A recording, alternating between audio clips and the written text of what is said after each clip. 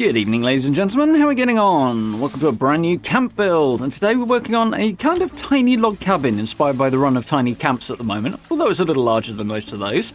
So, let's take a little look at this place, shall we?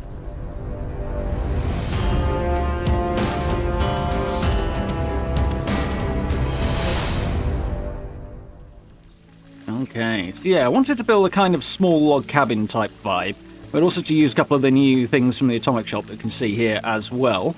This is also inspired by a couple of things I saw on Instagram as well, very loosely in all cases there, but it gave me a couple of ideas, so quite happy with how this little thing came out. So let's jump onto the map and have a look at where we are. Here we go. So, my tiny cabin right there, right next to White Powder Winter Sports. So we are pretty darn central here. Got top of the world over there, Somersville's way down here, and all the way up here is where Vault 76 is. So yeah, pretty decent location, not far from the White Spring. This camp's actually sat on top of a little ridge line just to the south of White Powder Winter Sports, so quite a cool little spot. Not quite as flat as I'd like, but it's decent. So I've got one of the foundations in already, because trying to position it so the building doesn't have issues with the tree branches clipping through, and making sure that the foundation is as low to the ground as possible took a little bit of trial and error. So rather than doing that over and over and having you guys watch me do that, I thought we'll skip ahead. And we've got a 2x3 foundation. So this is dead simple. I'll say a little larger than some of those tiny camp builds that are doing the rounds at the moment, but still pretty compact. So let's get some half walls in here. See, we're using the log cabin set. And I'm using this just because I like the set and you can do some cool stuff with it. So half walls here because I'm actually going to break these in a bit. So they'll provide a nice looking kind of support rather than using some of the other options. But for now, we'll just stick the half walls in while we do the rest of the building. And move on to some stairs. So those two half walls at the front that are under the stairs there, I should really have done at the end, because they kind of caused a few issues that we will get to in a moment. But if I'd put them in last, it would have avoided that particular issue. So first up, here's the issue number one. And that's I can't get that floor to snap in because the wall is in the way. So take that off, and there we go, simple as. That's the floor of the upper part in place. And again, should probably not snap this in, but anyway. Wall back in, let's head upstairs and build the house part of the house. So again, I'm carrying on with the half walls. I'm doing this because I don't like my buildings to be too tall. Basically, Fallout has a weird perspective, sort of 76 and Fallout 4 did as well, and it makes things that are 2 stories high or tall-ish look a bit weird. It affects a few other bits and pieces when you're building as well, but yeah, I don't really like the way it looks, so I generally try and avoid having things be too tall. In this case, however, I want a door on that front corner, so this bit's going to have to be a bit taller. There are sort of ways to work around that, but it generally looks okay, this one. Problem number 2, you may have noticed by now, is that that roof is trying to snap on the outside of the door, not the inside. Because this doorway is actually on the wrong side of the floor line, foundation line, whatever. So it's trying to force it to snap the wrong way around, because it thinks the inside is the other side of the door. So it's going to take me a minute of messing around to figure out exactly what's going on here. So I'm going to do the rest of the roof while I think about it. And we're using the Haunted House set again, because I absolutely love this set. It looks really cool. Note, if you're going to combine this with the log cabin set, these half walls have 2 different types. One of them has a thicker bar at the top. If you use that with the Haunted House roofs, then there'll be a bit of clipping going on. So they look cool with some things, but not with that one. So I'd use the thinner set for this particular build. And we're going to use some top arches from the greenhouse glass set, just to let a little bit more light into the building. Stuck a window over there, and get the door on, and let's see if we can figure out this problem with the roof now. So I want this at a different angle, just to mix things up, make it look a little bit more interesting. Could have done it sideways, actually, on reflection, but there we go. I have finally figured out the problem. These walls are just a little bit too far forward, so if we pop them back, the fact that there's a door on top means we don't have to take it off. Now it's the right way around. We'll just get this roof to go on nice and easy. Yeah, it probably would have worked at 90 degrees, that roof, sort of running the same way as the other roofs, but oh well, I mixed it up and it looks cool. So we'll close up these gaps now, use some more top arches. Little snag here as well, you can see we've got a gap between the roof and that arch there. It's because it's snapping to the roof above rather than the roof below. No idea why. You'd think it would be the other way around, but it is what it is. So the solution's quite simple. We'll stick a door underneath. I'm going to use a door because I know I can take it off afterwards. You probably can with the other walls, but I know a door works, so I went with that. There we go. It's now in the right place. Unfortunately, however, to close this larger gap up, I am going to have to leave a wall in place of some kind. So we'll put a doorway in there, and we'll have 2 separate rooms. So there we go. Once again, that door is on the wrong side of the line, so we'll carefully nudge it over. There we go. And now we can actually have the walls meet up properly. Weirdly, it's only really a problem with this log cabin set, that. It doesn't seem to happen so much with the other sets. Don't know why. I guess the rounded ends to it is the big difference, but is what it is. So, with that snapping finally cooperating, we'll close off the rest of that room. We've got our tiny little 2-room cabin up here. Looks all right to me. So, last thing we need to do is break these lower walls, as you see, it looks a little overbearing at the moment.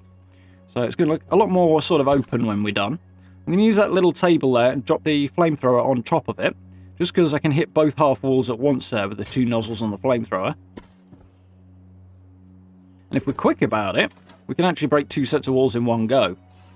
So there we go. Nice and quickly. Flip it round. And there we go. Sorted. One useful little reminder with this, if something gets damaged in your camp, don't use the repair all feature on your camp unit to try and fix it, because then you wind up with the problem that I had, because I forgot, and it repaired these walls as well. And once you've decorated, going back around and breaking them is quite the pain in the butt, so best avoided if possible, that. Definitely caused a few issues for me. Just one last one to do, and it makes the whole place a lot more open, and it looks a lot more interesting. We also use those 2 half walls rather than one full-sized wall, because you get more bars on the frame, and it just looks a little bit more solid. So it's striking a right balance there, and it just looks a little better. So there we go, much less overbearing on the part of the walls there. It looks very, very cool, do like. So, I'm going to head off and decorate, and then we'll take a look around the finished tour. There we go. Nice summer's day in the forest. I do like the sunny weather look. It's nice and clear. So, lots and little bits of decoration added around, and despite all of that, this camp only came up to about halfway on the build budget, which is really cool, and we've got everything we really need here, so definitely a win, including the crops I should add there, so pretty pleased with that. Got a couple of trees around as well, just to add a little bit more colour and a little bit more completion to the forest. Crops down here are really there just for decoration, but the veg starch farm is also welcome. And we've got a little platform here using the encampment bridge to put the worm farm and the shower on. I do like those things, even though they don't actually have a function other than the animation on the shower. Do wish that shower gave you a charisma buff or something, that would make sense. So to get that encampment bridge in, I basically manually placed it in. I used a couple of foundations to get the staircase in. Got a little spot out here for a couple of other things that couldn't quite fit in. Those foundations are separate as well, not actually snapped on.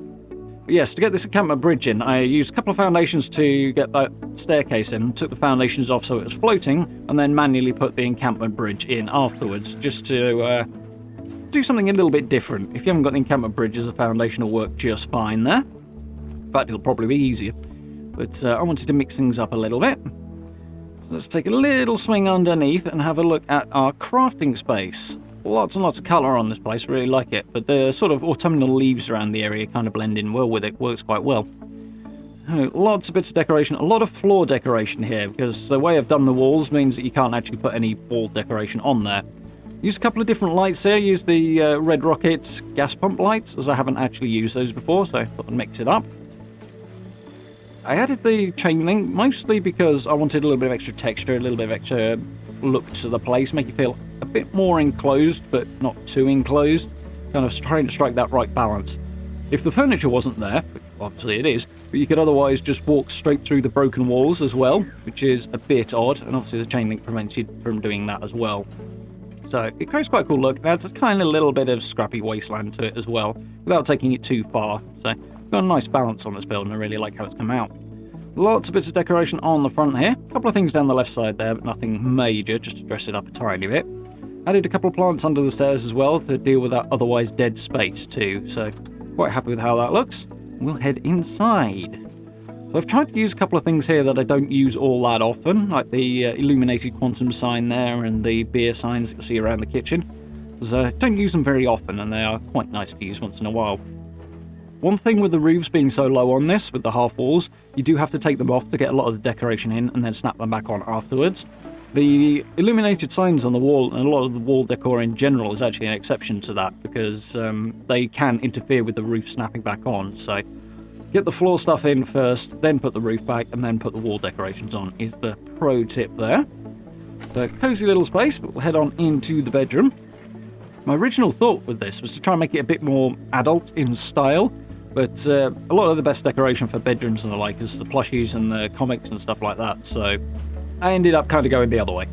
But we've got a lot of plushies, got a nice little space to hang out. I wanted something up over the bed there, as the gap above the headboard was a little weird, so I thought use a rustic kind of weapon rack and stick a dragon on there would look cool. Got a couple of those in my stash box anyway. Tons of plushies sitting on the shades there, looking cool. Do like that, nice and busy. Really easy way to busy things up, plushies, so quite cool there. And stuck a plant behind the door, despite the slight clipping issue, just to fill a little gap there. But yeah, nice cozy little home that one, maybe two people could just about live in. I quite like how this looks, it's quite nice. So not the smallest thing ever, but relatively small and compact, and I do quite like it.